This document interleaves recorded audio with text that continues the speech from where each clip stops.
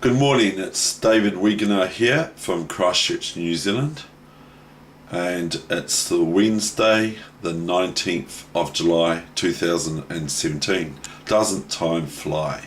Nice weather here in Christchurch today, lovely blue sky. I've been listening to some of my favourite bands or artists on, just been watching some of them, just some of the ones that are really cool, like M People, Bee Gees. I like Bee Gees, Paul Simon, those sorts of people. They're really great. And like two songs I like, I could make them a song, which is Lonely Days and Lonely Nights, KNIGHTZ,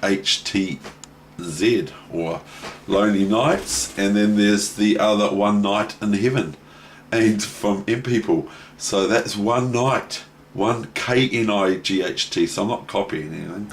So it's getting on to 11:15 a.m. of course, because it's morning still. And so here we go. We're going to start today's session.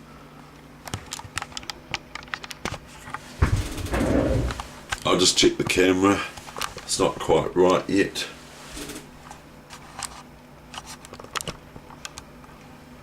And so here we've got Kiwi. Is that Kiwi? No, that's not Kiwi. That's an Eskimo penguin. Pengy. And that's Kiwi. Yeah, Dave, we're lovely weather. Hurry up, we want to get outside. And here's Pengy. Yeah. Pinky, yeah, that's my name, yeah. Anyway, let's get on with the game, guys. Come on. Because Kiwi's already said he's a bit impatient. Look at these. This is a night in heaven, isn't it? Look at this move. Look. Boom. Look at this night in heaven. And if we put a rook here and a pawn here or something, then this knight could do it all on its own. It could be a lonely knighthood. Just joking. I'm not trying to sing like Julie Andrews. Great movie, of course. The Sound of Music makes me cry every time I watch it. And especially when Von Tramp says, he says, how can I marry her when I'm in love with someone else? Which is Maria, when he says to her, and that always got my father crying too, that bit, because it's fantastic. Anyway, here we've got, look at these knights. They are lonely knighthoods, aren't they? The two knights against just about all Black's army. Black's just about got all their pieces left still. Now I want to just go over one thing to show you what happens here. Rook G7. Now if the knight doesn't take here, I didn't show this yesterday, and the king just moves back here, okay, there's a new variation. Checkmate. The computer did it for me. See, the engine's on, I forgot. Okay, so there we go. That's what happens if Black doesn't take this rook as knight f7. So I forgot to include that in the session yesterday. Okay, so we better turn the engine off, because otherwise it's going to take over like it does like to. So isn't this great? Look at this knight. It would be a hero, a knight hero or heroine. It would be a knight hero, wouldn't it? Because look at it. Look how great it is. So for those who didn't see yesterday,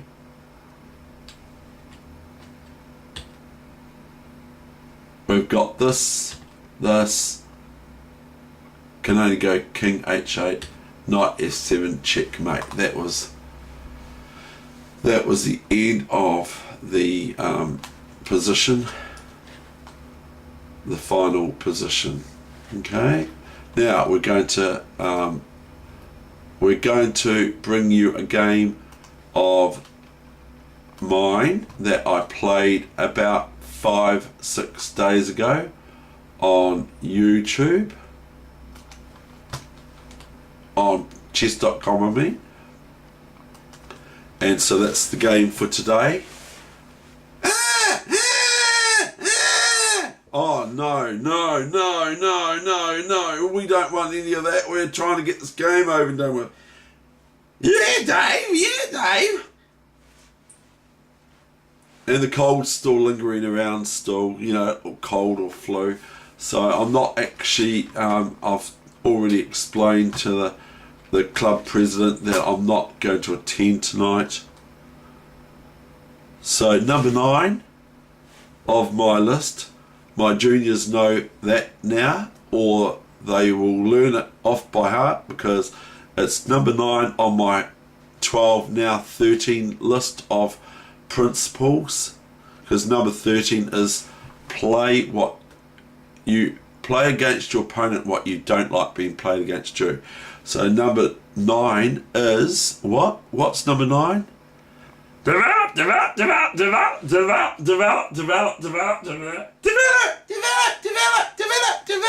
That's what it is, develop. Number 9 is develop. It's not my one, but it's very, very important in chess. I have to keep just repeating it all over and over for number 9. Number 9 alive. Number 5 alive. So it's the All Whites, the New Zealand All Whites, versus the United States All Blacks. My opponent was 2-1-1-5. So we'll just have a look at this game, okay? E4, C5, B4. Everyone knows I play that. So it's probably a problem. I can play other moves. I don't have to play this. I can play 1 D4 as well. And I quite enjoy D4. But I find I get better results with E4. D4, Bishop E7. Bishop D3. Knight F6. Knight F3, D5. E5, Knight FD7. Castles, Knight C6, C3 I believe. Knight B6, Knight BD2. Knight A5, look at this. Black's just hovering for my weak C4 square. But look, I haven't actually lost any pawns or sacrificed any pawns because my opponent didn't take them. So knight a5, it's probably a wee bit naughty almost, but I just continue on. Queen e2, queen c7. Now here I'm thinking, well, I can play this. So that if queen takes here, thinking I'm defending the knight still on a5, bishop d2 wins a piece. So here I can just play knight b3, but I didn't. I played bishop b2. I'm still developing, but it's not the greatest move in the world. So that's the main line, computer. You should know that. It's the main line. Bishop b2 is the main line. My opponent played a6. h4, why not? h6, fair enough. Comes the response, h5. Bishop d7. Trying to play like a grandmaster. a4.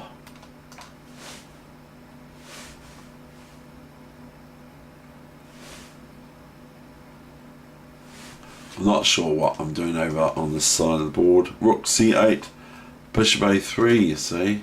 Knight a4. So I have actually lost a pawn now. Bishop e7, king e7. As I thought I was going to get compensation here. King e7. Rook f c1. Knight b2.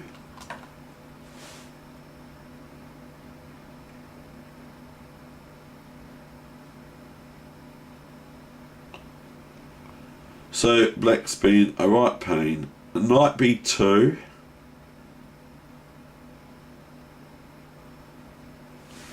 Knight h4. Knight takes d3. Queen d3. I can't do anything else, of course.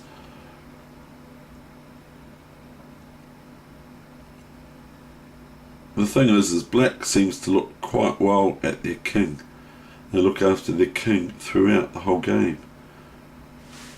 Knight c4, and now I go knight b3. I could actually just move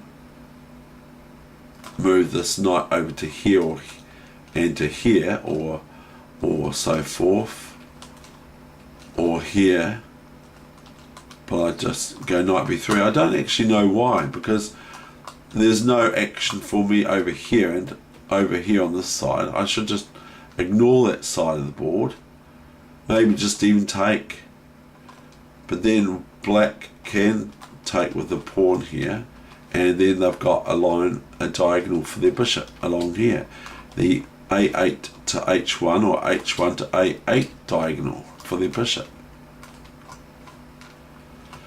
I went knight b3.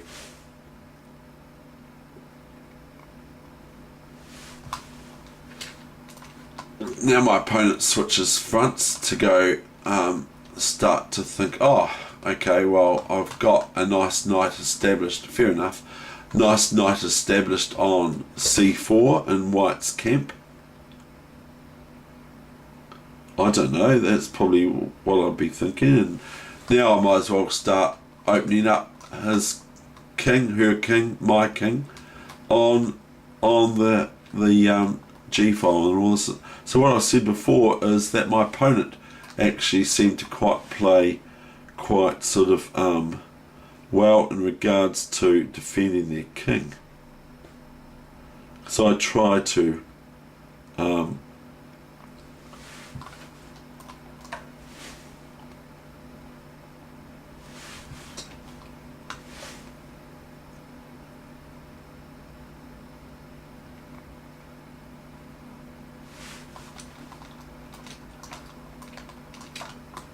didn't actually like that. I didn't actually like my opponent playing that.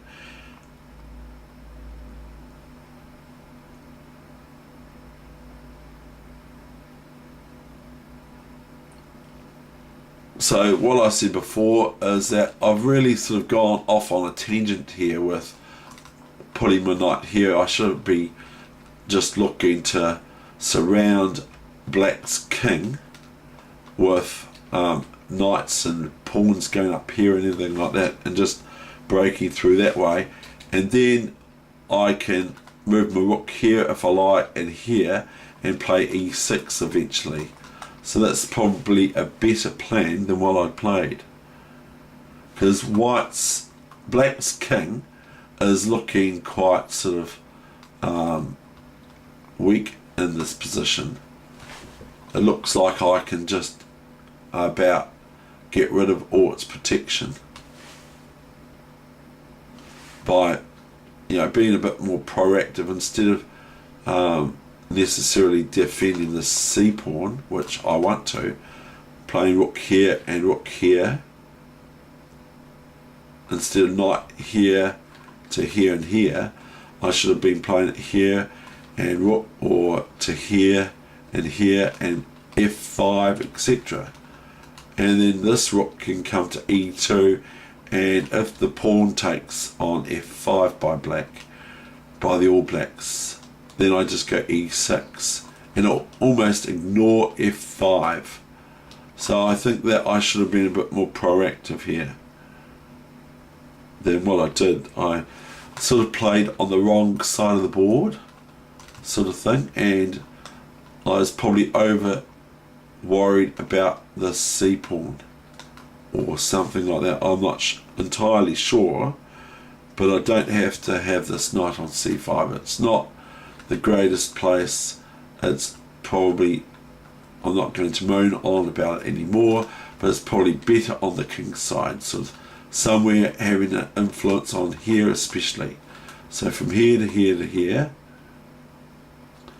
especially so that I can threaten f5, and black cannot play g6 because I'm restraining g6 from happening by hg6, fg6, knight g6, and then that's not the greatest for black. So I'd be restraining g6 from happening and threatening to launch my pawns and playing f5, etc. So anyway, it's still a good game anyway, so I'm just going to carry on now.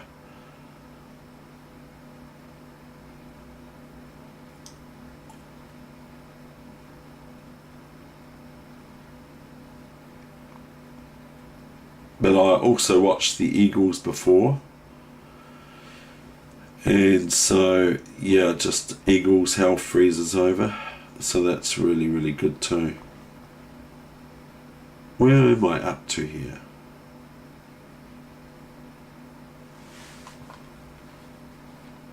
So I do switch fronts as well. My opponent goes queen e7. Now I go g3. I think I should just play here, I think. Or here. I go g3. I don't think that's the best because here is better. Just maybe here. Am I correct? I might not be correct. That's not what I'm saying, but here or here just seems a bit better.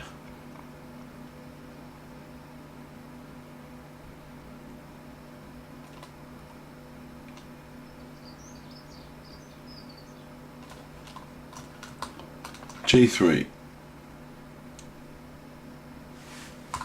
A5. Look, see, all of a sudden white is met with these pawns coming at me a little bit too.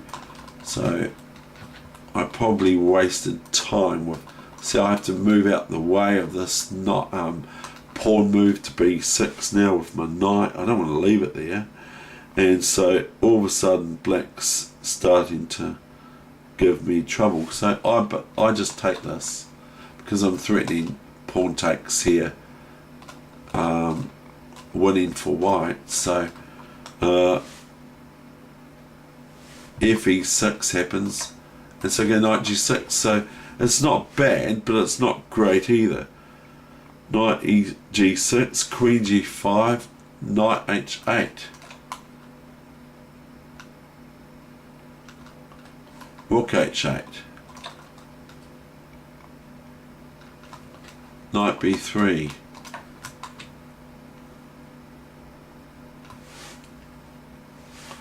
Queen h5.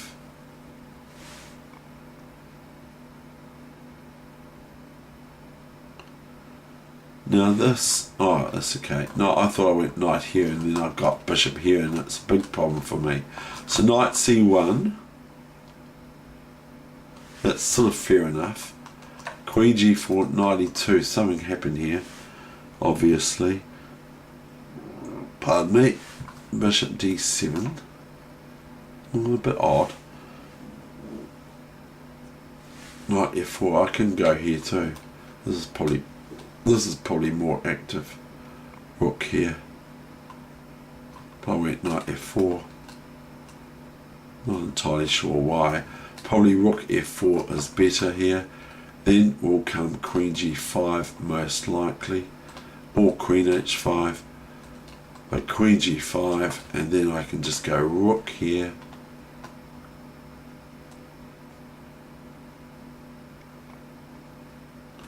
With, I'm not sure what's going on, because these pawns are quite strong.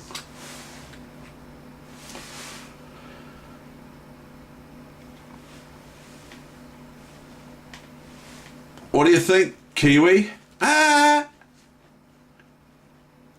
It's all right, Dave. It's all right. No, it's not really. I lose this. Oh no, I lose it. It's not because I'm a cold either. Could blame the cold, but it wasn't that.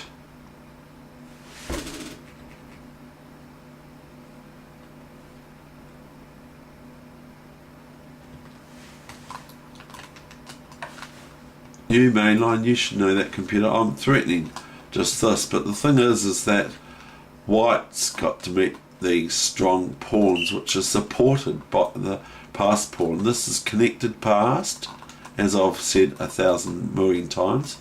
This is a connected, not in this game, but this is a connected passed pawn, and it's a pass being, it can march. If it's not stopped, it can march. There's no pawns in its way to sort of defend its moving to A1. So this is called a pass pawn, and this is a protected pass pawn because it's protected by its buddy on B6, this black pawn on B6. So this is a protected pass pawn. It's something that white would have to continually look after. If it stays like that, it would have to always, if just the kings are on, it's a one position for black, because this is a protected pass pawn. But the thing is I have got an exchange, but I favour actually probably black's position because of this monster also on A5. It's a thorn in my side, and I'm not talking about that song either. So we got bishop g7 knight for A4, and I go queen g6. Now that's pretty silly, really. Queen g6 check, it just swaps off the queen, and then I'm met with having to look after these. Probably knight g6 is better, I think, when I look at it. And rook can only really go here, and then rook here. Look at this. Look at what I'm seeing. Now look what I'm seeing. As once the queen moves back, then I've got this move, which threatens, doesn't matter about this pawn now, threatens rook f8 check, rook f8 takes back, and rook f8 checkmate. So I missed an opportunity here. I should just plant, instead of going queen swap, David, I go queen g6, and that lets black off the hook, even though I can still try and set that up. So queen g6, this is the main line, queen g6, knight g6, and black of course has got bishop here in that other line to prevent themselves getting checkmated on f8, because they would have this square for their king on d7 once the bishop moves somewhere like here or there. It can't move there because the rook takes pawn if the rook's on that line here on the A file.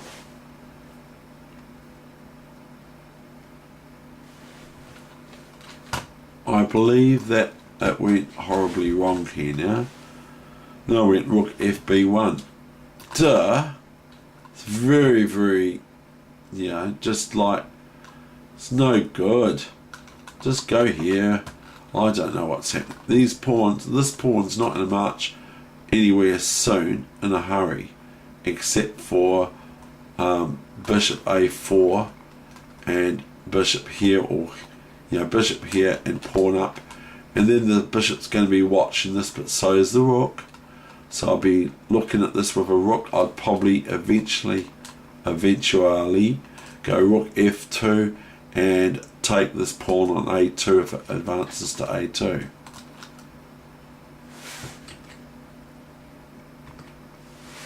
I go rook fb1 for some reason. I don't know, it's sort of very defensive, isn't it? So I'll probably lose the game from this. I should probably play rook here, and I've got a different end game than I've got now, because we're in the end game now, and we were semi in the end game before.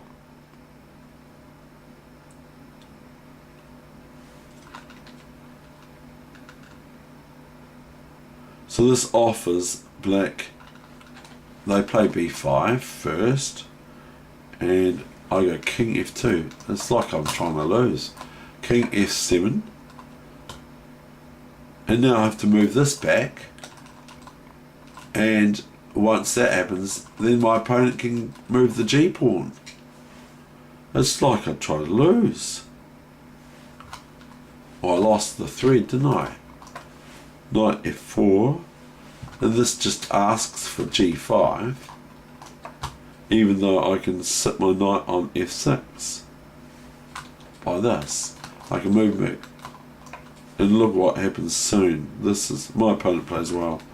Knight f6, rook f8, pinning my knight to the king on f2, so I can't take here, of course, because it's check with the rook on f8 to my king. So the piece cannot move. It's an absolute pin at the moment, while the rook and the king are on this line on the f file. This knight cannot move unless something else goes in between, of course. For those purists that want to say, well, if I move my rook here and here and here, then I can, even though my king's still on and rook is still on, I can actually move the knight. Something, but I don't even get a chance to, hardly. I go king e2, and then my opponent plays bishop c6 for some reason, because I believe they take what I believe soon anyway. h5, king d3, rook f6. So they just go, well, I'm going to allow you to have 2 rooks versus 2 minor pieces. So I've got 2 rooks now versus 2. Now I probably can win this. I'm not sure. I will have a look at what the engine says about my position. It says equal, or in white's favour 0.29, so it's not exactly winning this position. Now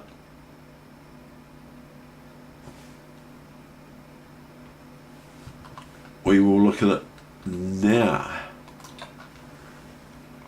Now it's 0.00. It's equal, or 0.01 if white plays wrong, if white plays badly. So this is a very powerful pawn on a4, now protected past pawn by the pawn on b5, which they've moved 2 squares or 1 square more each, and so now this is a protected past pawn on a4, which is even more important for me to watch now, because if I move away or swap off all my pieces, Swapanovsky or whatever, then my opponent will merely have this pawn, and this is another prospective past pawn that is an outside past pawn, you see.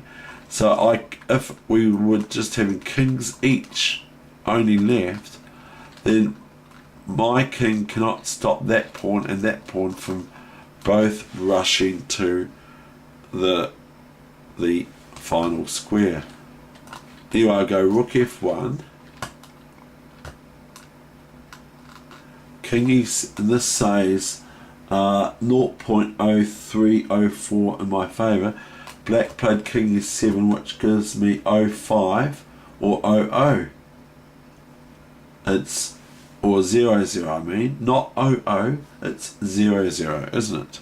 It's not a O, it's a 0. And I'm saying O as well. It's not a O, it's a 0.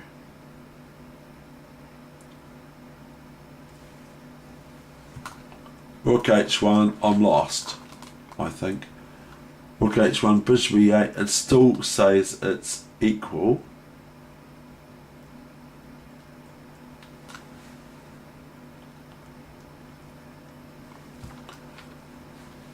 Rook A1.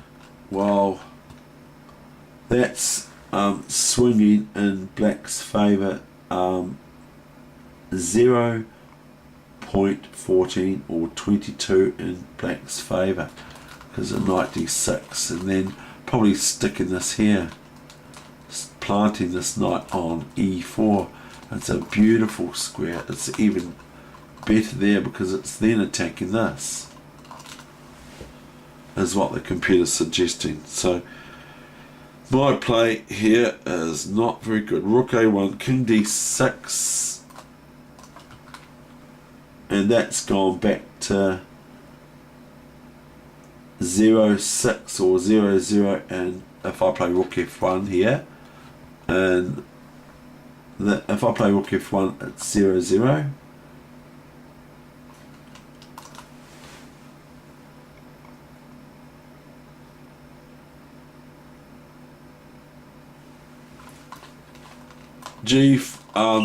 What did I play now? Oh, hold on. I played a good move for a change. King d6, I played g4, but it's not very good because my opponent just went h4, and that gives it, you know, like it went swinging from, and look at my king, it's just about checkmated. I'll give you an example. I'll show you an example, and then that's the end of the lesson. Finally, Dave, it's the end of the session. Yay! Yeah, okay. Yeah. Okay, well, I'm going to show after h4 I exceeded the speed limit and I lost on time, but when I played g4 I actually tossed the game away for a draw. So I tried g4, and hopefully I hoped that my opponent was a little time too from America. I was hoping that I would be able to take this so that I can then move my rook here, and my opponent has to defend this pawn here, and I'm also, if I can take this pawn. So it was a bit of a try, a bit of a dig. g4 was just a dig, but h4 was really good. Now, so I'm going to new position setup. We're going to say that was a win for black, which it was. Now we're going to put a knight here. Okay, and it's black to move, and that's what we're going to end the game on, is this move here. Okay, black to move in one move, checkmate. And the computer's already showing you, isn't it? Duh. So black to move, and it just says mate number one. Mate in one move, decisive for black, and the move is to finish the session. Thank you very much. Is bishop g6. Okay, so it's checkmate. So can we check it? Okay, can we check it? Yes, we can't take this with the king. We can't put the knight in the way of the pawn there to stop the checkmate, because the knight, that's why I put a knight there. If I put a rook there, or so that could go there and we could run away with the king. So I set this position up on purpose. Okay, that's the end of the session. I hope you enjoyed it. I didn't mind losing that game, and so I'm not interested in just showing you 5-minute wins. I'm also happy to show my losses as well, because I get to look at my losses as well, and I put myself out on the timeout mat, etc, etc, etc, etc, etc, etc, etc. Goodbye from New Zealand, All Blacks.